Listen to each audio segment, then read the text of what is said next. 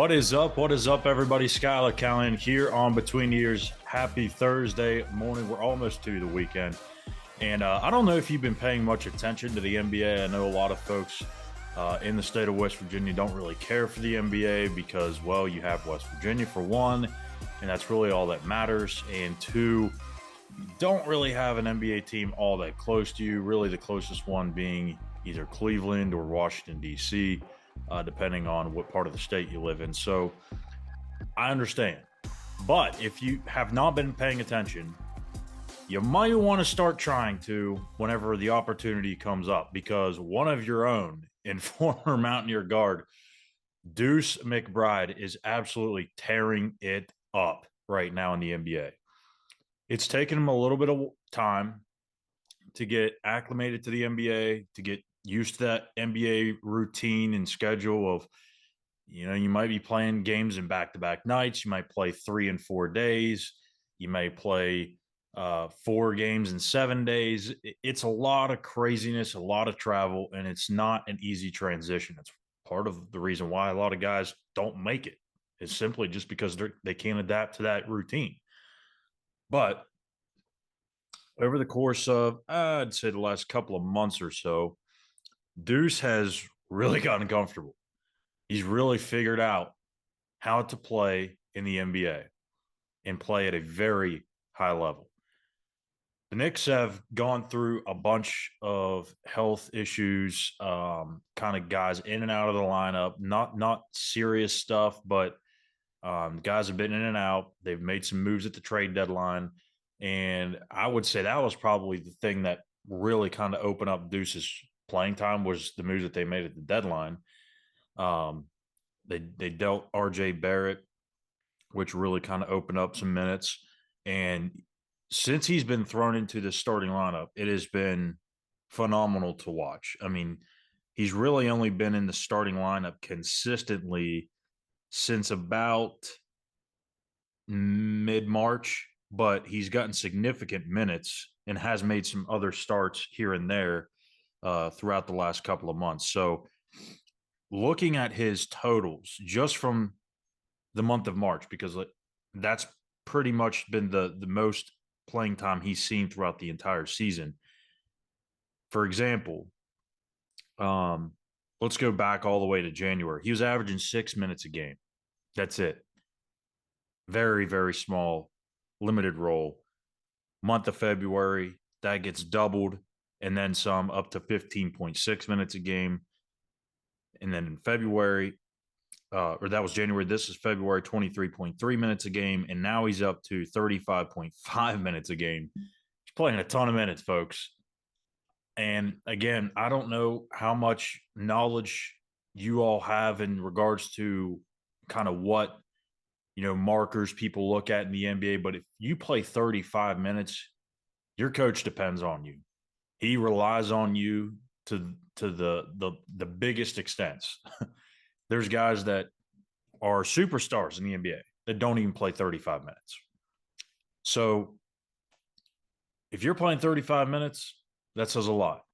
Deuce, in his last 1, 2, 3, 4, 5, 6, 7, 8 games, has played over 40 minutes.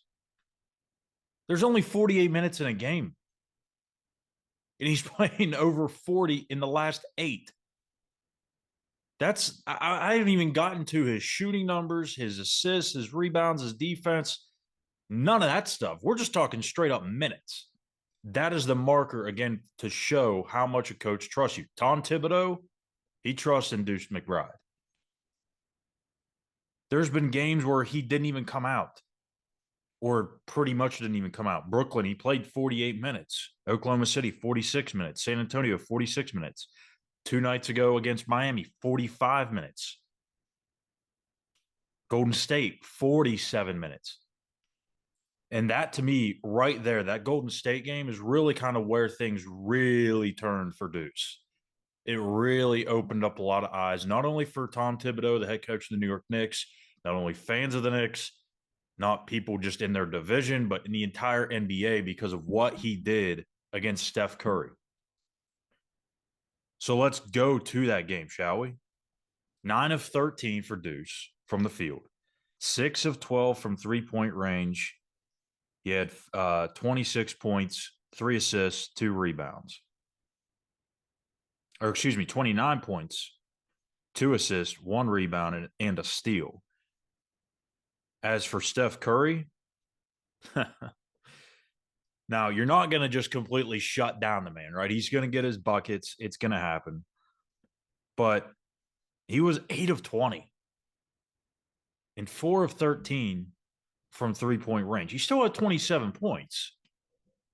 But I don't think you realize 8 of 20 and a 4-13 night for Steph, that's enough night for him. And if you watch the game or go back and you watch some of the clips, Deuce gives him issues all night long. Just makes it really hard for him to get open, hard for him to get open shots. And there were times where Steph was just bothered by him. And you could tell late in the game he was just getting frustrated and annoyed because Deuce was on him like one of those annoying gnats. He just could not shake Deuce. And that is one of the reasons why Tom Thibodeau really loves him. It's not just because of the shooting. It's the defense and the intensity that he plays with on the end of the floor. And as West Virginia fans, you should probably know how Deuce can play on both ends. He's tremendous. Before I get deeper into this, let's take a look into one of the post games that Tom Thibodeau talked extensively. This was a few games back, but I think it's really relevant to kind of everything that Deuce has been going through in terms of his process and getting more minutes, having more of an expanded role. Here's Tom Thibodeau following the win over the Toronto Raptors. Talked a lot about McBride's improved shot this year, but do you see a different player right now, just his confidence? Yeah, I think, again, where does, it's a good question. Like, where does confidence come from? Well, it comes from your work that you put in. It comes from your preparation. And then I think when you see the results, and we saw it in practice, with the volume of shots and the accuracy of his makes in practice, and now when he came back in training camp, it was clear. And now that his role is expanded, he's got a good rhythm and he can really shoot the ball. And on top of that, his defense is top of the line. It was elite coming in, and it's special to watch. Sound like a coach that has a lot of confidence in him? I think so. And I would say probably a few games before that, I was starting to kind of question, when this team gets to the playoffs, because they're playoff bound, is Thibodeau going to be somebody that really shrinks his rotation, shortens that bench, and Deuce is maybe on the outside looking in? Maybe he's a guy that, gets some minutes, maybe 15 or so minutes in a game in the playoffs, or is he going to be somebody that has a big role? And I'm telling you guys right now, like, if Deuce continues this tear that he is on right now, not just offensively, I know it's easy to look at the offensive stats, but if you look at what he has done defensively, if that continues, he's going to play, and he's going to play a lot of minutes. I know the NBA has this narrative of there's no defense and all that stuff. The NBA values defense, believe it or not. If you go back to every single team that's won the NBA Finals over like the last 20-some years, I forget the exact number. Hornets head coach Steve Clifford, he told me this a couple of weeks ago. I can't remember the exact number, but every team that has won the NBA Finals has finished in the top 10 in the NBA in defensive efficiency. Defense wins championships in the NBA. So even though it seems like it's all high scoring and no one really plays defense and all that stuff, that's not the case. Especially when the playoffs come around, it is locked down defense. Everybody's struggling to get open shots. There's not as much movement of the ball without disruption. It is fun to watch. It's why it's one of the most fun playoffs of professional sports, because it's so intense. Every possession matters. And when you have a guy like Deuce that can guard on and off the ball, as well as he does, that's a very valuable asset, one that a lot of teams don't have and wish they had. And with Tom Thibodeau being a very defensive-minded guy, he's going to play Deuce in the playoffs, and he's going to play him a bunch if he continues the way he's played right now. If the playoffs started tomorrow, he's getting 30-plus minutes. That's just how it would go. But over to the offensive side, since we spent a lot of time about his effort, his defense, and all that good jazz, now the sexier stuff, right? The fun stuff, scoring the basket, getting yourself in the headlines. In the month of March, he set a career high twice in scoring with 29 points, one of which we already talked about was the Golden State game. And then he also had 29 against the Raptors, which was that game that we just saw where Tom talked about him. So in that game against Toronto, this is unreal. I've never thought Deuce would get to this level this quick. I thought he maybe have it in him, but to have these types of numbers this early in his career, I did not see coming. I'll be completely honest. 10 of 17 from the floor. But the three-point shooting that night, 9 of 14. He hit 9 freaking threes. And I'm believing that tied a record or set a record for the most by a Knick in a game. I can't remember what the weird, crazy stat was, but he made some history that night. That's all I remember. But 9 of 14 from three, and he's playing defense. Folks, if he continues to play with that efficiency alongside the defense that he has on a nightly basis, he's an all-star. We're not just talking about a guy that's going to get 35-plus minutes a night and going to help you win games. This is a guy that the New York Knicks are going to help build this roster around. That's insane to think for a guy that was drafted in the second round and did not have any impact at all whatsoever on the result of the Knicks games until really the last month. And this isn't somebody that's just getting thrown in there for, on a team that's won 19 games and their season's over with. No, they're playing meaningful basketball right now. They need to continue to win for seeding and to ride that momentum into the postseason. That's special. Some of the other nights that Deuce has had, he's had 26 against Brooklyn. And the other night, just Tuesday night against Miami, he had 24. He was 4 of 8 from three. And again, that's, to me, I think that the craziest thing about it is the shooting efficiency.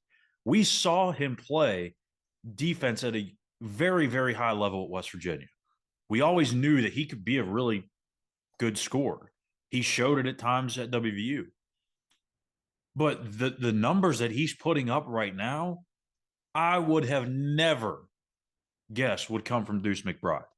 And it's not to say that he never had it in him, because the work ethic has always been there.